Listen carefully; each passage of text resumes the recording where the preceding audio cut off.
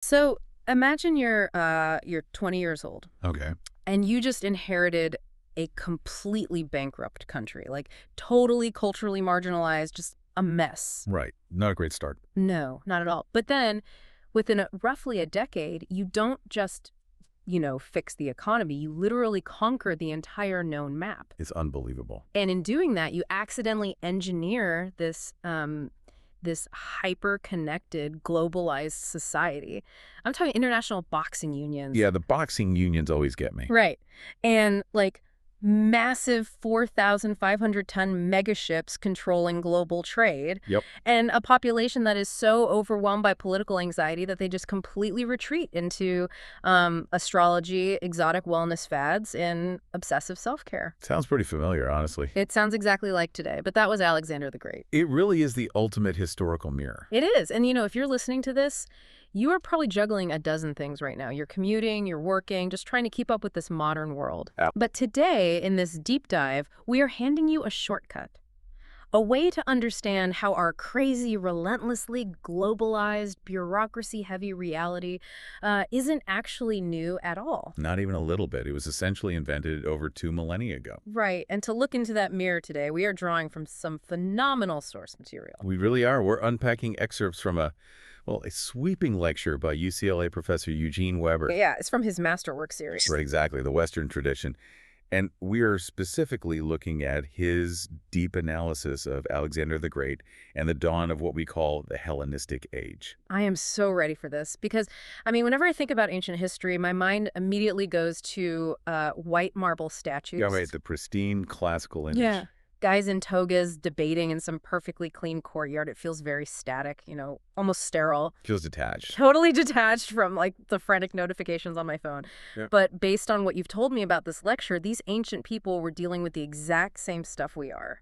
The exact same economic pressures, yeah. And that same feeling of just being a meaningless cog in a massive machine. And crucially, the exact same bizarre coping mechanisms. Yes, which we will definitely get into. But to really understand the sheer scale of the world Alexander built, we actually can't start with him, can we? No, we really can't. If we want to understand the machine he used to completely shatter the ancient world, we have to rewind the clock. How far back? About 70 years before he ever set foot in Asia. Okay. We have to look at the blueprint that made it all possible. So we are going back to, 401 BC? Exactly, 401 BC. Which means we're looking at the Persian Empire, the absolute superpower of the era. The unquestioned superpower. The Persian Empire at this time stretches from the edges of India all the way to modern-day Turkey and Egypt. Just a massive footprint. Massive and wealthy beyond the comprehension of the Greeks. Mm-hmm. But like any massive empire, it suffers from severe internal rot. As they always do.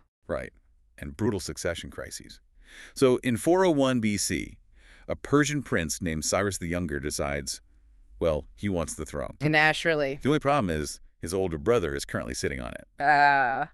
And if you're going to overthrow the king of the largest empire on Earth, you can't exactly just rely on your local buddies. No, you definitely need serious muscle. You need a private army. Exactly. And Cyrus doesn't just hire a few bodyguards. He utilizes his immense wealth to hire a staggering mercenary force. How big are we talking? He brings in roughly 12,000 heavily armed Greek soldiers to serve as, essentially, the tip of his spear. Wait, 12,000? 12,000. That is, that's a massive logistical undertaking. Just feeding 12,000 highly trained killers on the march must have been an absolute nightmare. Oh, it was incredibly complex. But, they take the contract. Because the money was good, I assume. Very good. Yeah. So they take the contract, they march deep into the heart of the Persian Empire, and they actually meet the king's forces at a place called Cunaxa. Where is that? It's right near Babylon. And this is where Cyrus's grand plan just completely falls apart. Oh boy, what happens? Well, the battle commences.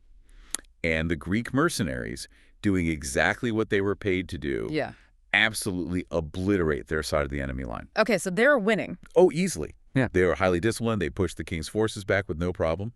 But in the chaos of the broader battlefield, Cyrus the Younger is killed. Oh, wow. Yeah. Their employer, the paymaster, and their only political ally is just gone. So the guy signing the checks is dead in the dirt. Precisely. I'm just trying to put myself in their sandals for a second. You took a freelance security gig, right? Yeah.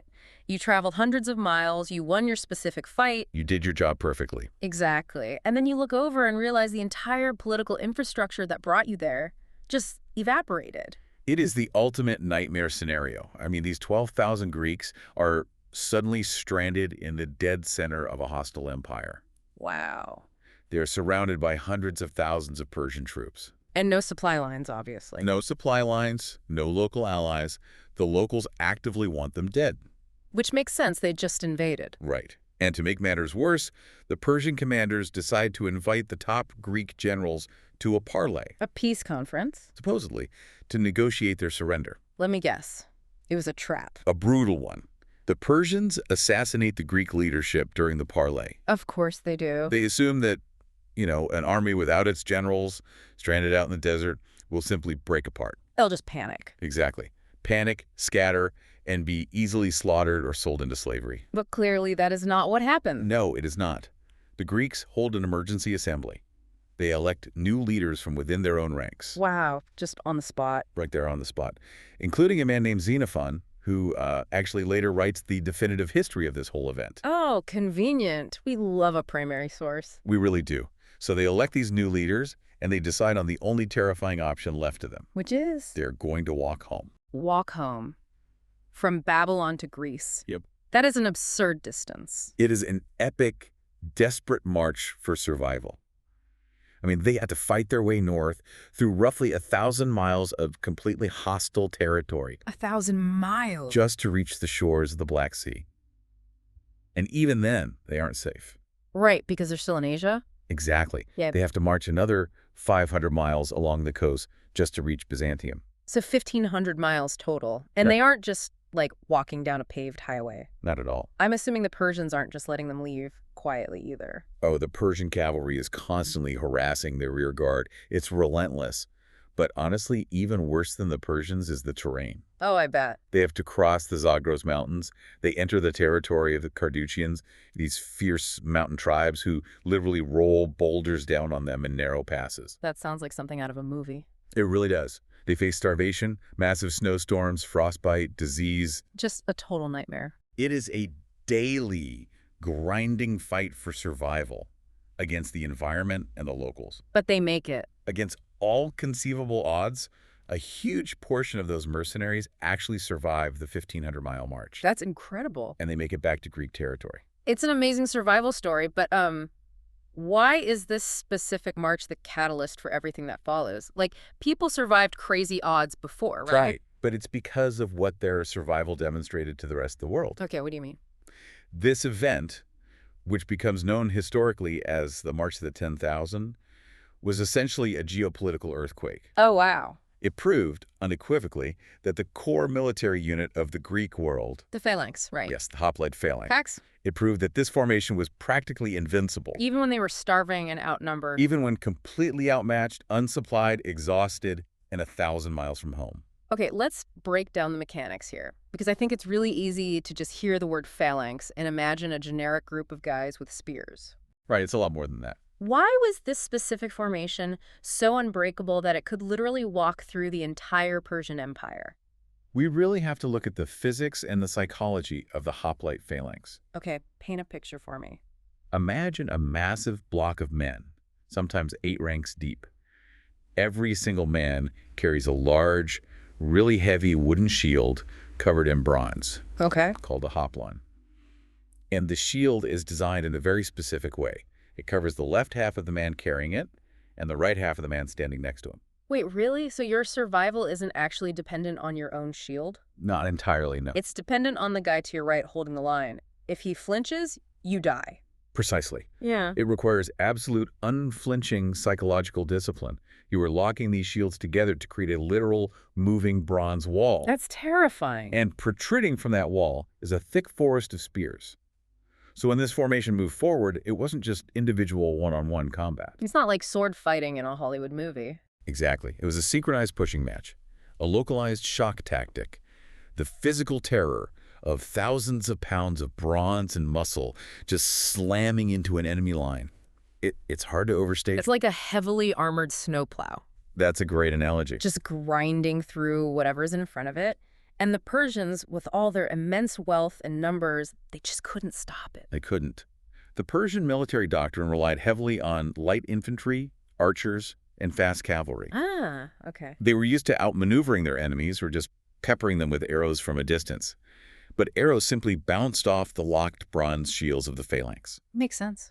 And when the Persian infantry tried to actually close in and fight hand-to-hand, they were impaled on the Greek spears before they could even reach the shields. Wow. So the March of the 10,000 proved that the massive, sprawling Persian army had absolutely no structural answer to heavy Greek infantry. So it's like a sports team, right? They accidentally run a hyper-specific offensive play that completely breaks the game. And suddenly every other coach in the league is watching the tape going, wait, nobody knows how to stop this. That is the exact realization.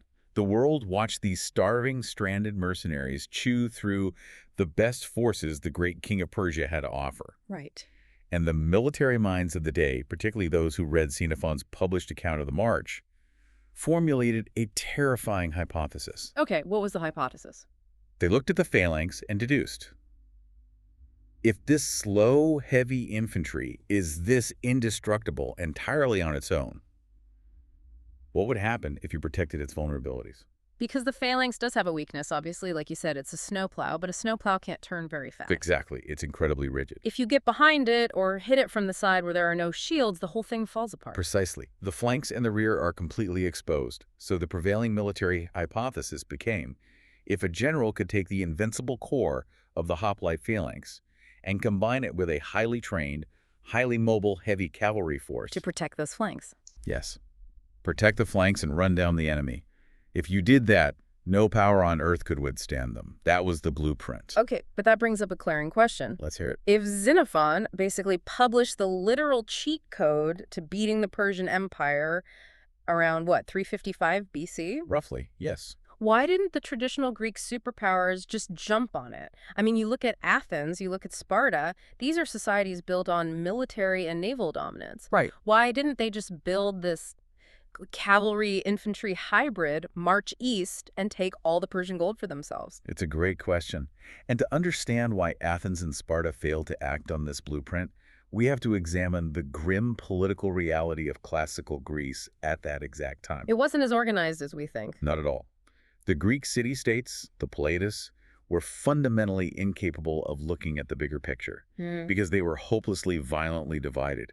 They were locked in a seemingly endless grinding cycle of localized warfare. So they were basically too busy burning down their neighbors' olive groves to worry about conquering Asia. Exactly.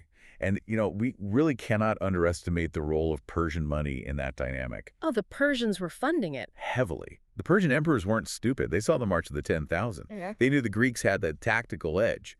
So they utilized their ultimate weapon, their treasury. Buy off the threat before it starts. Exactly. The Persians actively funded different political factions within Greece. If Sparta started getting a little too powerful, Persia would quietly funnel gold to Athens and Thebes to start a war against Sparta. Wow. They deliberately manipulated Greek internal politics to ensure the city-states remained fractured, just bleeding each other dry. It's the classic divide and conquer strategy, but enacted purely through financial backing. Right. But the source material notes that this constant infighting wasn't just a political problem. It was creating a catastrophic economic crisis across the entire Greek peninsula. The economic situation was a ticking time bomb. Professor Weber's lecture details how Greece was suffering from severe overpopulation. Overpopulated? Yes. Relative to what its rocky, mountainous agriculture could actually support. Right, it's not exactly the Midwest. Exactly. And when you combine a growing population with an economy that is completely stagnant, because your farms are constantly being pillaged by the neighboring city-state, Oh, man. you end up with a massive surplus of desperate, unemployed people. Right, because if I am a blacksmith or an engineer or even just a farmer whose land was salted by the Spartans, I still need to eat. You do. And if the local economy is dead, what do I do? Historically, the Greek solution to overpopulation was to send those excess people away to found new colonies. Like load them on boats? Load up ships and build new cities across the Mediterranean. But by the 4th century BC, that release valve was entirely shut off. Why? Did they just run out of coastline? Geopolitically, they were totally boxed in. In the Western Mediterranean, They ran headfirst into the immense naval and commercial empire of Carthage. Ah, Carthage. Carthage essentially established a hard border and said, no more Greek colonies here. And in places like Italy, the local indigenous populations had grown powerful and organized enough to violently resist any new Greek settlements. So there's nowhere left to go. Nowhere. No new colonies had been successfully founded since the 6th or 7th centuries BC. So you have a booming population of, like, highly trained artisans, angry farmers, and battle-hardened young men, all trapped in a tiny geographic area. Yes. With absolutely zero economic prospects and nowhere to migrate. Which is the exact recipe for societal collapse. I mean, when young men have no economic future, they turn to violence. Right. Greece was flooded with roaming bands of mercenaries, men who had no loyalty to any city-state, who would happily burn a village to the ground for a few pieces of silver. Just massive internal pressure. Building to a catastrophic level, Yeah. Greece was fundamentally broken and it could not fix itself. The solution had to come from the outside. Which brings us to a place that the sophisticated Athenians probably didn't even consider to be real Greece. Enter Macedon. And I was really blown away by the analogy Professor Weber uses here to describe how the Greeks viewed the Macedonians. It is a perfect cultural comparison. Weber points out that the Greeks viewed Macedon the exact same way that 16th century English aristocrats viewed the Scottish Highlanders. Oh, wow. So, like, wild, uncultured, drinking too much, wearing the wrong clothes, just generally considered backward barbarian. Exactly. Macedonia was located in the rugged north. It wasn't a society of urbanized, democratic city-states like Athens.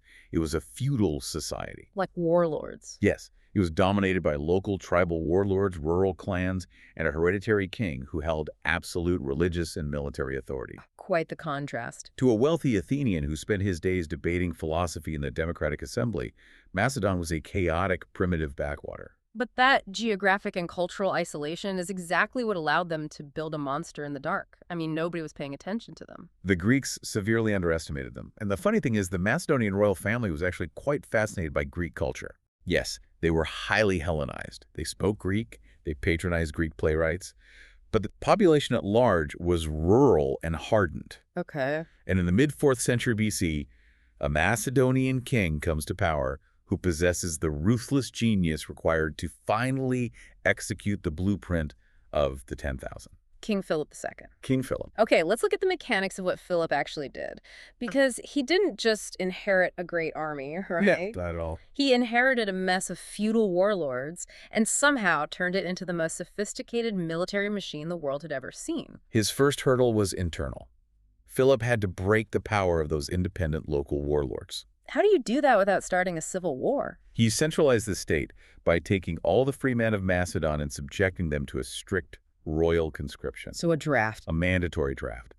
He told them, you no longer fight for your local clan leader. You fight for me. Shifting the loyalty entirely. Exactly. Yeah. You are the king's regular troops, commanded by my officers. He replaced fragmented feudal loyalty with unified national discipline. And once he has the manpower, he completely redesigns the hardware, doesn't he? It does. He looks at the Greek phalanx, which is already a nightmare to fight against, and he somehow makes it worse. He re-engineers the hoplite phalanx into what becomes known as the Macedonian phalanx. Okay. The traditional Greek spear was maybe 8 feet long. Philip replaces that with a weapon called the sarissa. The sarissa. Yes. A massive pike that was up to 18 feet long. 18 feet. Wait, how do you even hold a shield if you're carrying an 18-foot pole? You can't. Not a normal one. The physics of that just don't make sense. Right. You can't hold a traditional massive hop-on shield. Yeah. They had to use a much smaller shield strapped to their forearm so they could use both hands to wield this massive pike. Okay, so less shield, way more spear. Exactly. And the tactical result was devastating. In a Macedonian phalanx, the first 5 rows of men could extend their sarissas out past the front line. 5 rows. It created a literal, impenetrable hedge of spear points. The enemy couldn't even get close enough to engage in a traditional pushing match. So he takes the snowplow and turns it into a meat grinder. Yes. But a meat grinder is still slow. It still has the same vulnerability on the flanks that we talked about earlier. Which is exactly where Philip's geographic advantage comes into play. Because of where Macedon is. Right. Unlike the rocky mountainous terrain of southern Greece, Macedon had sweeping plains and broad estates. It was prime horse country. Ah, so they had horses. Lots of them. Yeah. The Macedonian nobility had a deep ingrained culture of horsemanship. They rode from the time they were children. So Philip has access to a resource that traditional Greeks just fundamentally lack: heavy, skilled cavalry. Precisely. He organizes these nobles into an elite cavalry unit known as the companion cavalry. And this is where the theoretical blueprint becomes a horrifying reality. He puts the two together. He perfectly integrates the two forces.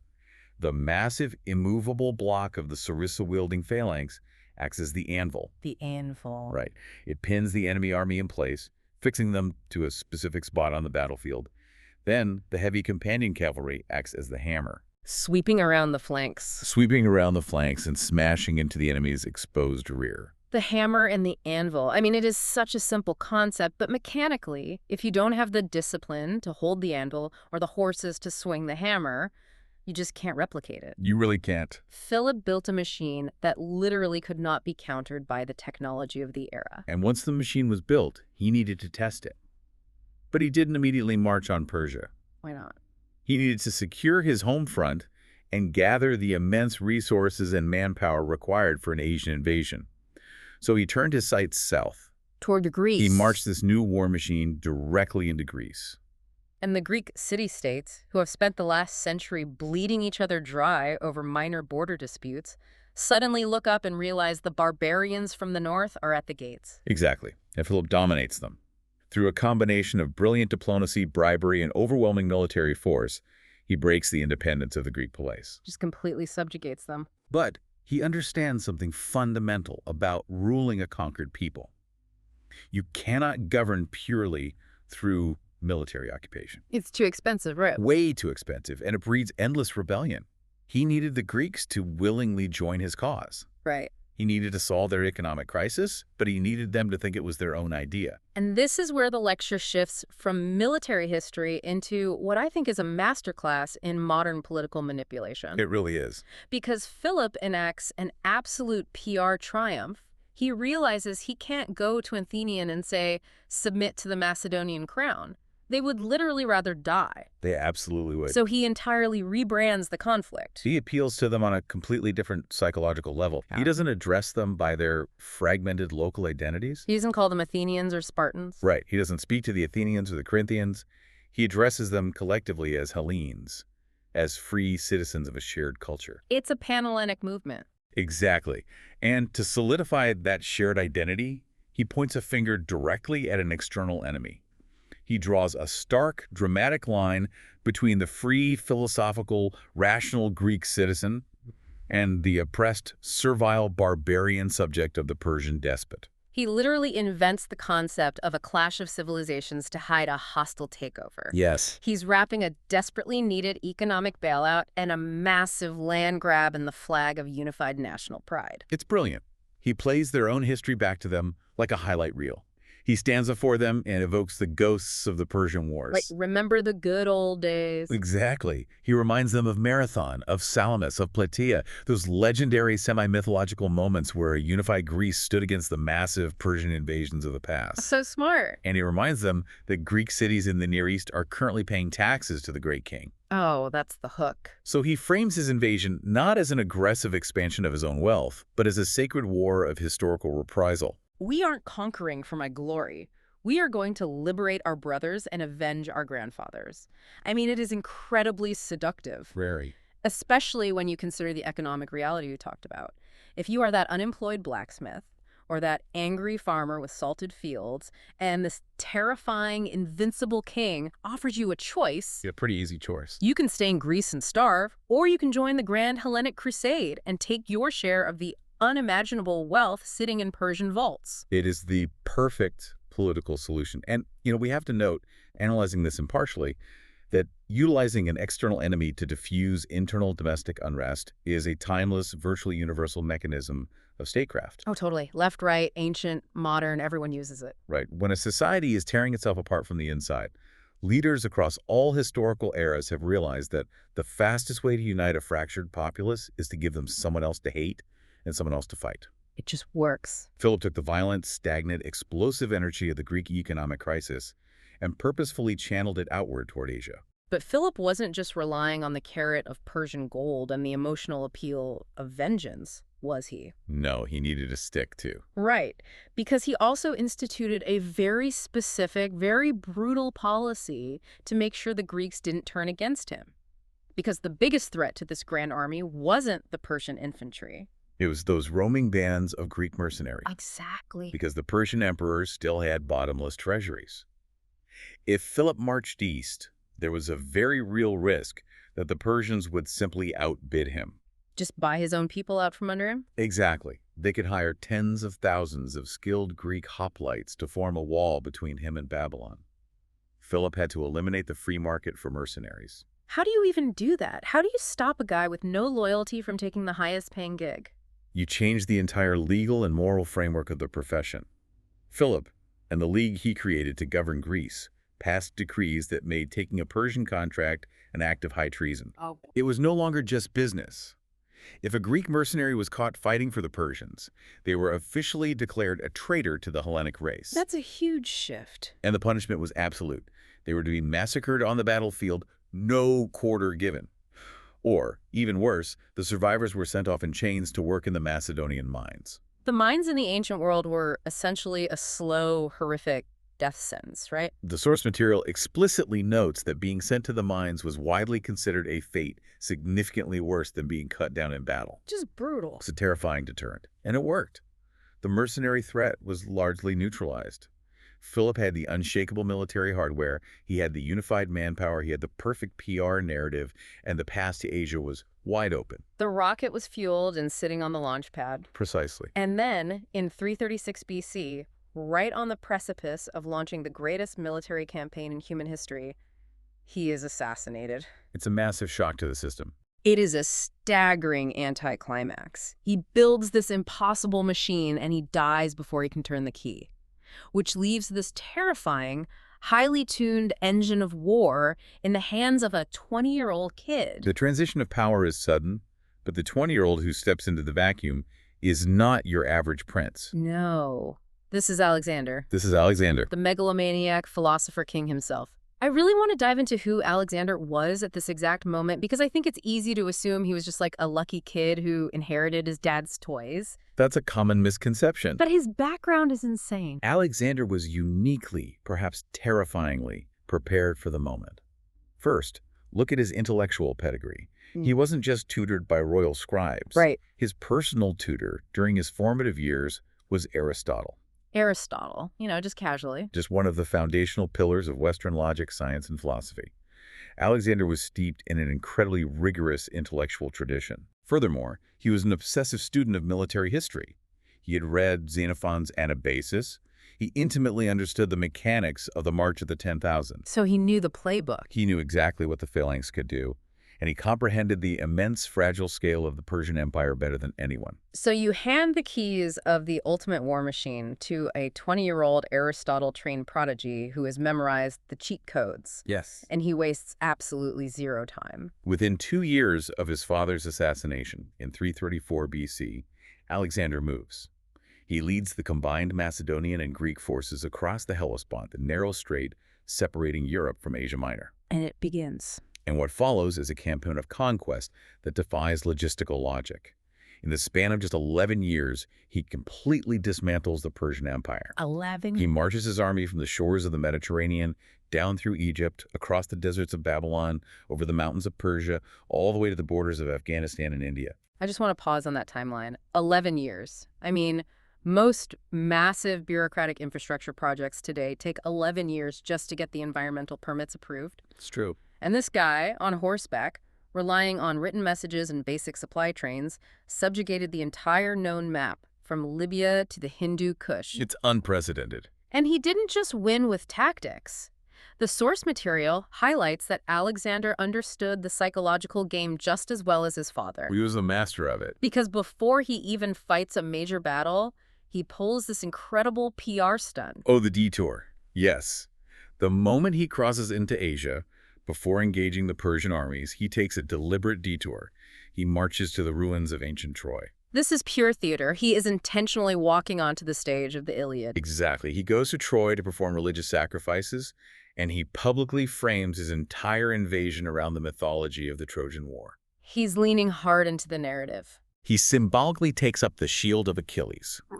He is broadcasting a message to his troops and back to the politicians in Greece that he is not just a Macedonian king expanding his borders. He's a mythological hero. He is the new Achilles, reigniting the ancient mythic feud between East and West.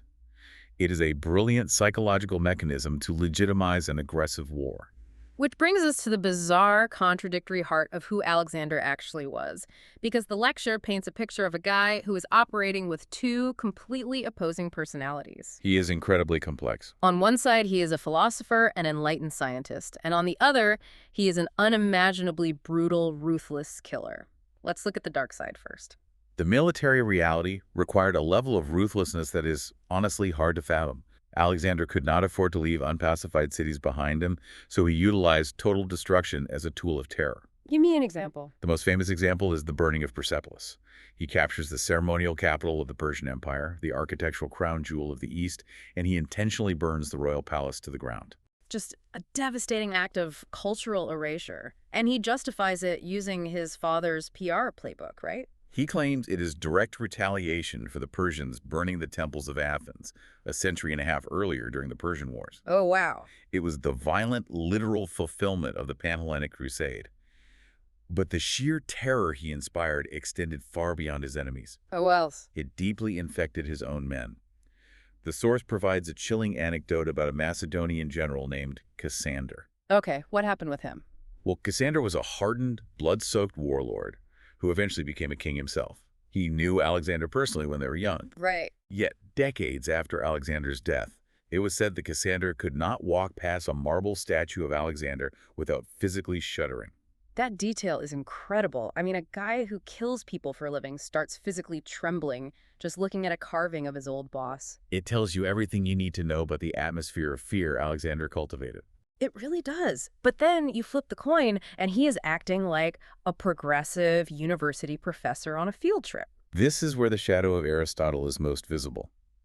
Alexander seemed to genuinely aspire to the Platonic ideal of the philosopher king. Right, he brought all those scientists with him. When he marched this massive army into the unknown East, he didn't just bring spearmen and cavalry.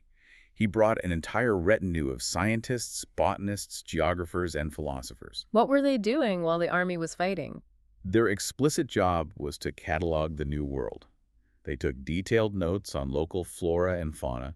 They mapped the stars. They recorded the customs of the tribes they conquered. That's wild. He was conducting the largest scientific survey in human history in the middle of a bloodbath. He is burning down palaces on Tuesday and enthusiastically taking notes on a new species of shrub on Wednesday. Exactly. And his vision for the future of the empire was just as wildly optimistic. I mean, he didn't actually want to wipe out the Persians entirely, did he?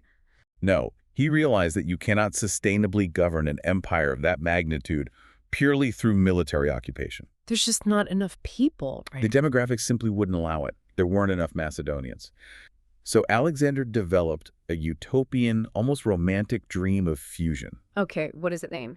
He wanted to physically and culturally stitch the two worlds together. After he conquered the core of the empire, he orchestrated a massive, highly symbolic event at Susa. What did he do? He arranged a mass marriage ceremony where thousands of Macedonian and Greek nobles were wed to noble Persian women. He himself took a Persian royal bride. Wow, so he is trying to literally breed a new ruling class that is half Greek and half Persian, hoping that within a generation, the cultural divide will just vanish. That was the dream. It is incredibly ambitious, but we have to address the giant ego-driven elephant in the room, because he didn't just want to be the king of this fused empire. No, he did not. At a certain point, he decides that being king isn't enough. He demands to be treated as a literal god. The god complex. It becomes a defining feature of his late reign. The sheer scale of his unbroken victories, achieving things that defied human logic, led many, including perhaps himself, to believe he possessed a divine nature. Right. He began adopting the customs of the Persian court, demanding that his subjects prostrate themselves before him, an act known as proskinesis.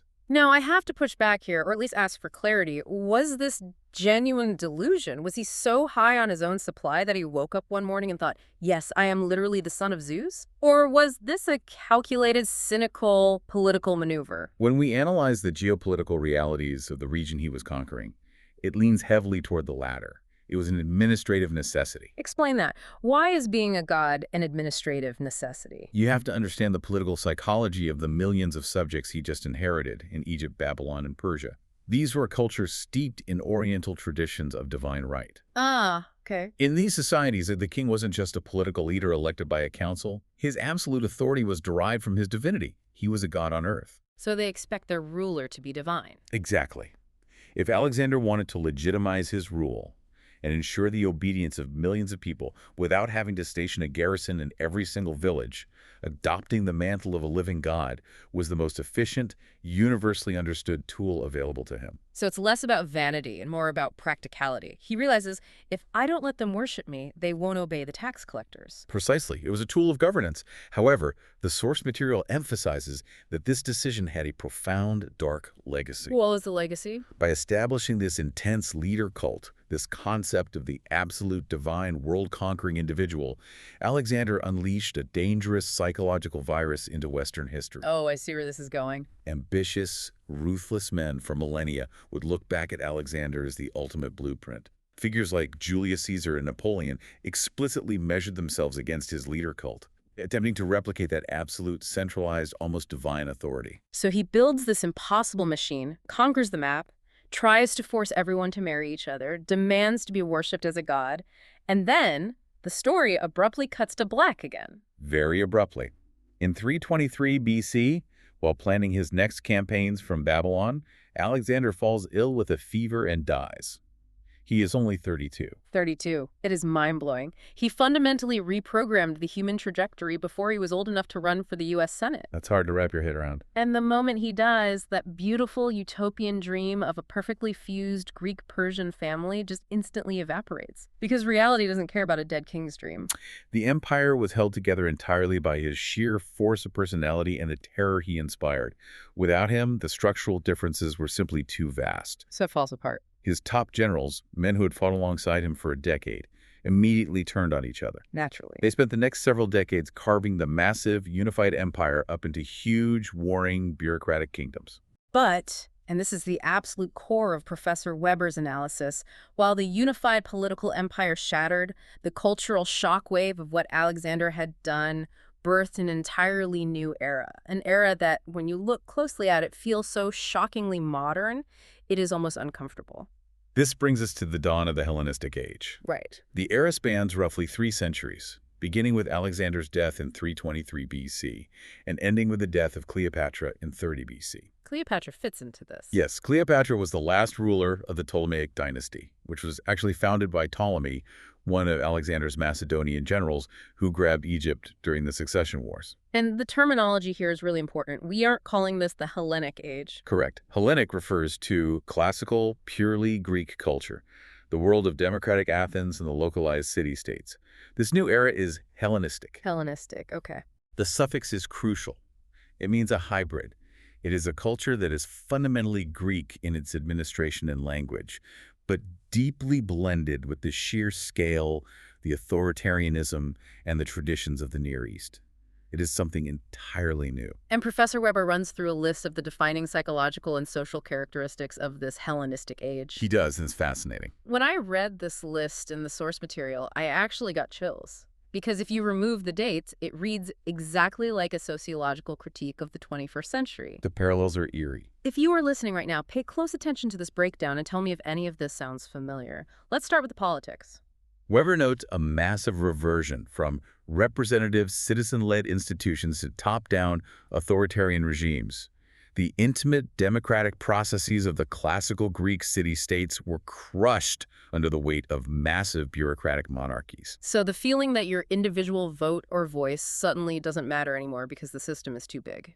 Check. What else? A deep, pervasive sense of psychological and aesthetic fragmentation. The clean, logical, rational order of the classical world breaks down, replaced by strong anti-rationalist trends. Anti-rationalist, like what? Well, when the world feels too chaotic and vast to understand logically, people turn away from reason. Which leads directly to the next point on his list. A profound, self-absorbed interest in the self and an obsessive, almost desperate pursuit of personal affluence. Exactly. When you feel that you can no longer impact the massive political machine above you, you retreat inward. You focus entirely on optimizing your own wealth, your own body, your own immediate surroundings. And when optimizing your wealth doesn't cure the anxiety, you look for mystical solutions. Right. The lecture points out a massive explosion of exotic cults, peculiar new fads, and a deep, widespread interest in astrology, magic, and eroticism. It was incredibly widespread. Okay, I have to stop right here. If you have ever felt completely overwhelmed by the 24-hour news cycle, felt like global politics are a runaway train that you have absolutely zero power to stop, and suddenly notice that everyone in your friend group is getting incredibly serious about their tarot card readings, their star signs, or hyper-specific wellness routines, congratulations, you are participating in a psychological coping mechanism invented in the 3rd century BC. It's the exact same response to the exact same stimulus. Yeah. It is the human search for personal, cosmic meaning when local, civic meaning has evaporated. And this evaporation of civic meaning is tied to another defining characteristic of the age, right? Yes, a massive preoccupation with bigness. Everything had to be supersized. Ships, statues, cities, empires. This massive scale. But as the scale of the world ballooned, it brought a profound sense of detachment from the hometown. Weber captures this beautifully, describing the prevailing mindset as the feeling that the cosmos is your polis. The cosmos is your polis. You aren't just a citizen of a tiny town anymore. You are a citizen of the entire universe. Right. Which, sounds incredibly enlightened on a bumper sticker. Yep. But the actual psychological reality of that is terrifying, isn't it? It is, because if you belong to everywhere, you belong nowhere. It brings a cringing, pervasive sense of depersonalization. The individual shrinks as the state expands. You just retreat from political involvement entirely. The Hellenistic Age actually gives us the term megalopolis. Oh, wait, megalopolis comes from this? Yes, it was a real city founded in the region of Arcadia in Greece, and we use it to describe these massive, impersonal urban sprawls where you don't know your neighbors and you feel like a ghost in the crowd. And to manage these massive megalopolises, you need administrators. The lecture highlights that the era was choked by bureaucracies that were entirely obsessed with making, recording, and keeping rules rather than actually making systems productive or efficient. Just endless red tape for the sake of red tape. It's Kafkaesque, but thousands of years before Kafka. And finally, the era was defined by complex, overlapping social conflicts, deep class wars between the hyper-wealthy elite and the servile rural populations, colonialism, and brutal wars of national liberation. Where local populations would violently expel foreign rulers, only to immediately set up regimes that oppress their own people just as harshly. Exactly. So we have massive bureaucracies, people feeling completely alienated in giant cities, extreme wealth inequality, and a population soothing its anxiety with astrology and self-care. It's quite the list. I want to drill down into the why. How did human psychology shift so drastically? How did we go from the classical Athenian, who is hyper-engaged in civic duty, who believes in logic and human reason, to the Hellenistic citizen who feels completely powerless and depersonalized? The shift is entirely rooted in the destruction of the local identity. We have to remember what the classical Greek polis actually was. What was it like? It wasn't just a city. It was an intensely intimate, highly disciplined community. It was small. You knew the people you were voting with, you debated the laws directly in the assembly, Right. and crucially, you stood shoulder to shoulder in the phalanx with the guy who baked your bread or made your sandals. Your survival literally depended on your neighbor. Exactly. The civic bonds were incredibly tight, and that gave the individual a profound sense of agency and belonging. You mattered. The system was small enough that your physical presence altered the outcome. Precisely. But when Alexander conquered the known world, he quadrupled the size of the map. He shattered that intimate local framework. Oh, I see. Suddenly, you weren't an Athenian making decisions for Athens. You were a minuscule, irrelevant subject of a massive bureaucratic kingdom stretching from Egypt to Syria, ruled by a king who claimed to be a god. The sheer scale of the New World just broke their traditional systems of meaning. It's like moving from a tiny village where everyone knows your name to a massive modern city where you are just an algorithm in a database. Exactly. The anxiety of that transition is what drives the retreat into astrology and self-obsession. It makes total sense. It's a natural human reaction. But practically speaking, how did this massive alienated society actually function on the ground? I mean, Alexander's dream was a beautiful, synthesized family of Greeks and Persians holding hands. Did these new, massive kingdoms actually look like that? It looked nothing like that. Not at all. The reality of the Hellenistic kingdoms was defined by rigid institutional segregation. After the empire fractured, Alexander's generals built their own dynasties. Like the Ptolemies. Right. You had the Ptolemies ruling Egypt, the Seleucids ruling the massive territories of Babylon and Syria. These became highly regulated, deeply traditional monarchies. And how did the Greeks who moved to these new kingdoms actually interact with the millions of locals they were now ruling? They didn't. They built a massive cultural wall. The cities, the royal courts, the elite military units, and the higher bureaucratic offices were staffed almost entirely by Greeks and Macedonians. They stubbornly maintained their cosmopolitan Greek values and language. While ruling over a completely foreign population. Yes. But the vast countrysides, the immense agricultural engines that actually fed these empires and generated the wealth, were populated by the local indigenous subjects who were largely unfree. Living under the absolute extractive authority of the king. Exactly. So you have these tiny islands of elite Greek-speaking bureaucrats floating in an ocean of conquered peoples. The source material uses a really powerful, much more modern analogy to explain this dynamic. It does. It compares the Hellenistic Greeks to the British in India during the 19th and 20th centuries. That is a phenomenal structural comparison. Think about the British Raj. You have a relatively tiny expatriate ruling class tasked with managing an utterly massive foreign population. How does the ruling class maintain its identity and authority? They do not synthesize. They segregate, they build their cantonments, their exclusive gentlemen's clubs, they rigorously perform their own social rituals. Drinking tea, playing polo, dressing for dinner. Right.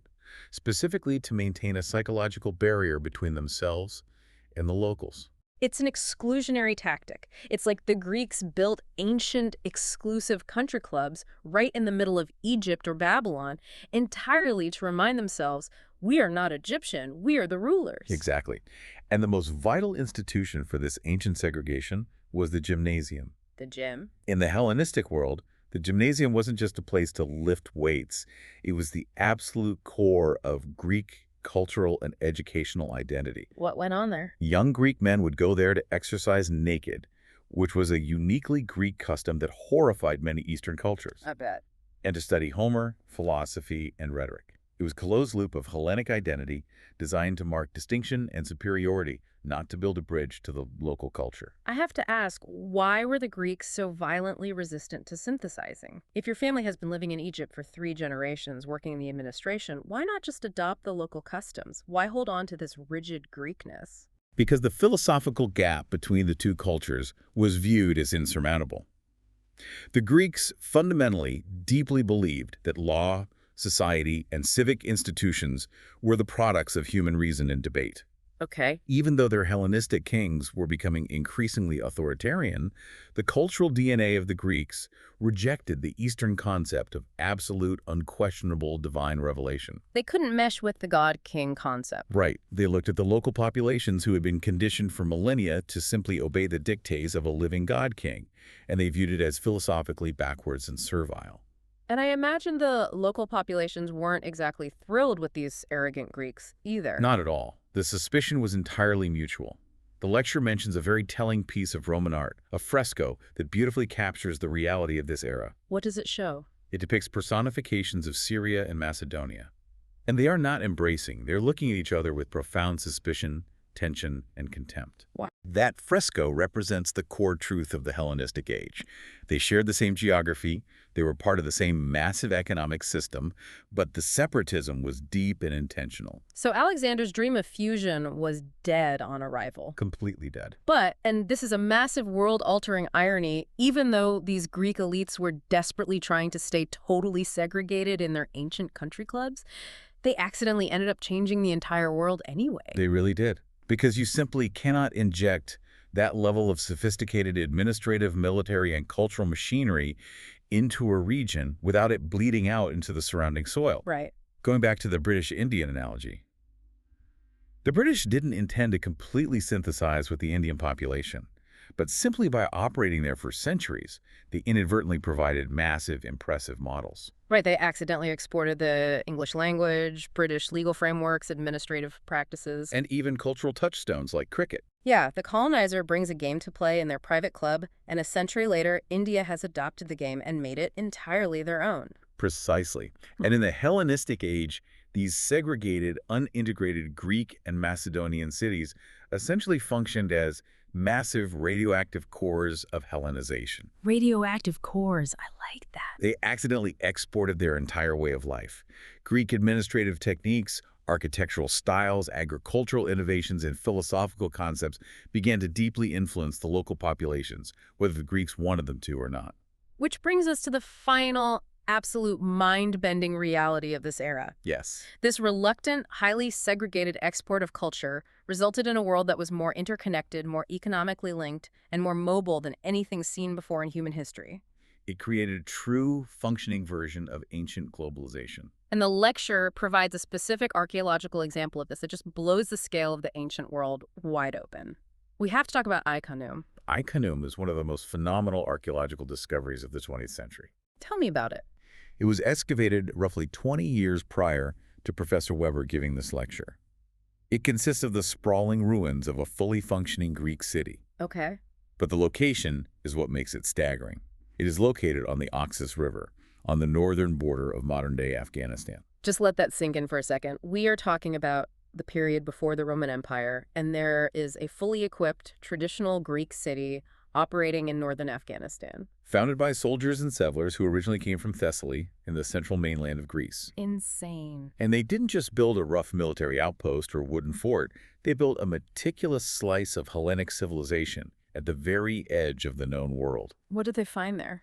The excavations revealed a massive gymnasium, demonstrating that they were clinging fiercely to their cultural education. There was a large administrative complex. There were temples dedicated to Greek gods. The residential areas featured classic Greek pebble mosaic floors. The logistics of that are staggering. Hauling the materials, the artistic knowledge, the architectural blueprints, thousands of miles across deserts and mountain ranges. It's an incredible feat. And perhaps most incredibly, they found evidence of a library that contained actual Greek philosophical papyri. In a way. We even have an inscription on a stone pillar indicating that a well-known Greek philosopher named Clearchus of Soli actually made the epic, brutal journey all the way across the empire, specifically to deliver teachings at the gymnasium in Ai-Khanoum. Okay, my head is spinning. You have a philosopher hiking from the Mediterranean, across Babylon, through Persia, into Afghanistan, just to give an ancient TED Talk to a bunch of Greek expats in their local gym. That's essentially what happened, yes. This requires a level of infrastructure, safety, and physical connectivity that is hard to imagine existing 2,000 years ago. But that infrastructure was expanding at an explosive rate. When Alexander conquered the Persian Empire, he didn't just take their gold. He inherited and expanded their massive communication network. Oh, right. He created an immense impetus for travel and trade. The Hellenistic kings who succeeded him operated less like traditional static monarchs and much more like hyper-aggressive merchant princes. Oh, interesting. Their power and their treasuries depended entirely on the rapid movement of goods across these vast distances. How exactly were they moving things overland at that scale? It's not like they had freight trains. They utilized the old Persian post road, often called the Royal Road. The Royal Road. This was an astonishing piece of ancient engineering. It was a maintained, beaten track running roughly 1,500 miles from Sardis, near the Mediterranean coast, all the way deep into the Persian heartland at Susa. 1,500 miles of maintained road. It was lined with regular relay stations, stables, hostels, and military forts. It allowed armies, royal messengers, and massive merchant caravans to move goods safely across entire continents. Wow. They were sending organized expeditions deep into Africa, Arabia, and India specifically to bring back luxury goods. Elephants for warfare, frankincense, exotic spices, and huge numbers of slaves. And if the overland trade was that robust, the sea trade must have been even crazier. The Mediterranean essentially became a giant unified shipping lane. Exactly. The source mentions a specific detail about the size of the merchant ships that I could barely believe. The scale of maritime engineering exploded to meet the demands of global trade. The lecture notes that the city of Syracuse, located in Sicily, commissioned and launched a merchant ship. The Syracusia, right. Yes, often referred to as the Syracusia. Yeah. And it had an estimated cargo capacity of 4,500 tons. 4,500 tons. I want to break down why that is so insane. Please do. We aren't talking about steel hulls and diesel engines. Yeah. This is a ship built entirely out of wood, powered by sails and oars, carrying millions of pounds of cargo. It's massive. The amount of timber, the sheer engineering genius required to keep a wooden hull of that size from snapping in half in the waves is staggering. It demonstrates an industrial scale of maritime trade that wouldn't be seen again for centuries. When you can move 4,500 tons of Egyptian grain across the Mediterranean in a single voyage, you entirely shift the economic reality of the world. Right. You can feed megacities. You create a deeply intertwined, dependent global economy. But to facilitate all this massive cross-continental buying and selling, you have a massive friction point. Language. Ah, yes. How does a grain merchant from Egypt negotiate a contract with a shipbuilder in Sicily or a spice trader in Babylon? You need a universal operating system. And the Hellenistic world developed one. It was called coin. Coin. Coin was a simplified, standardized dialect of Greek that rapidly became the lingua franca of the entire ancient world. Like a common tongue. It became the common language stretching from the Rock of Gibraltar in the west all the way to the shores of the Caspian Sea in the east. It's the ancient equivalent of English in the modern business world. Precisely. Because of coin, the intellectual and professional classes became incredibly mobile. A physician, an engineer, or an intellectual could pack up his life in Alexandria, Egypt, travel across the sea to Syracuse in Sicily, and integrate immediately. No culture shock. Right. They spoke the same language, they read the same medical and philosophical texts, they understood the same currency systems. The friction of borders essentially vanished for the elite classes. And here's the detail that I think fully cements how eerily modern this ancient world was. It wasn't just heavy industry, grain shipments, and philosophy that went global. It was entertainment. Yes, pop culture. They literally had international labor unions for the arts and sports. The globalization of culture. The lecture specifically points out that actors and musicians formed a massive cross-border union called the Guild of Dionysiac Artists. A union for actors. This wasn't a small local troupe. They had organized chapters in virtually every major city across the Hellenistic empires. They negotiated contracts, secured safe travel across hostile borders, and set standards for performances. So if you were a theater kid in the 3rd century BC, you belonged to a massive international syndicate. Exactly. And it wasn't just the theater. They had an international boxing association. The fact that athletes could organize an international boxing union, standardizing rules and organizing prize fights across a territory stretching from the Mediterranean to the Caspian Sea is just wild to me. It really is. And we see the exact same globalization in religion. Local gods became international franchises.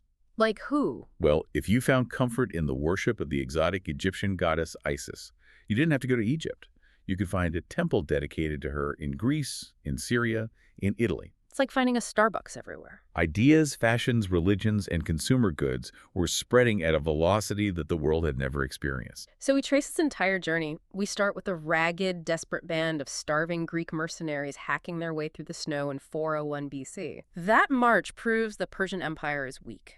That weakness allows a brilliant, ruthless king in Macedon to engineer the ultimate army and unite Greece through a massive PR campaign. Yep. He dies, handing the keys to an Aristotle-trained prodigy with a god complex who shatters the known map. And the ashes of that conquest settle into a globally connected world featuring international boxing unions, 4,500-ton megaships, and philosophers catching rides on the 1,500-mile highway to give lectures in Afghanistan. It is an incredible chain of cause and effect. It really is. But if we pull all the way back and synthesize the core thesis of Professor Weber's lecture, we arrive at a profound and perhaps deeply tragic historical irony. Oh, what's that? All of this incredible interconnectedness, this massive leap forward in human cosmopolitanism, science, and trade, was only made possible by a death. A death. Whose death? It was the decay and the death of the classical Greek polis, that highly admired, rigorously disciplined, intimately scaled local community. That decay is what gave birth to this new global era. You literally had to destroy the hometown to build the global city. Exactly. The breakdown of those tight, demanding, local civic bonds is what permitted a new spirit of eclecticism. Mm. It birthed a profound openness to the outside world, breaking down the xenophobia of the tiny city-states and creating an unprecedented level of human solidarity across vast distances. But at a cost. A massive cost. Because, as we discussed, that massive scale also brought deep individual depersonalization. It stripped the individual of their civic agency, leading to a massive retreat from political life into personal anxieties and fads. It is the absolute paradox of globalization, perfectly, flawlessly modeled over 2,000 years ago. It's fascinating. It really is a mirror. At the beginning of this deep dive, we talked about how history usually feels static, like we're looking at something completely detached from our reality. Right. But today, we shattered that glass. We saw how the exact same pressures that make us feel like meaningless cogs in a massive modern bureaucracy, the exact same anxieties that drive us to obsess over self-care or astrology, and the exact same massive, overwhelming trade networks that define our lives today, were actively defining the lives of people in the 3rd century BC. Human psychology does not change, only the scale of the machinery around it. That's beautifully said. So the next time you feel completely overwhelmed by the vast, interconnected modern world, or the next time you realize you are retreating into a personal hobby to escape a massive political system that feels entirely beyond your control, Just take a breath and remember, you are not alone. You are just enthusiastically participating in a 2,000-year-old Hellenistic tradition. which leaves you with a final, vital question to mull over today. Let's hear it. We have seen through this incredible source material that the sprawling, interconnected, highly advanced Hellenistic age was only made possible by the decay and death of the tight-knit, highly disciplined local communities of classical Greece. Why? Which forces you to look at our own lives and ask, if total global connection inherently requires the decay of the local polis, in our modern era of hyperglobalization and internet culture, what vital local institutions have we quietly allowed to decay to pay the price of our global connectedness? Wow. That is a question that will absolutely stick with you long after the commute is over. We are standing right in the middle of history with them. Thank you so much for joining us on this deep dive into Professor Weber's incredible lecture. We will catch you next.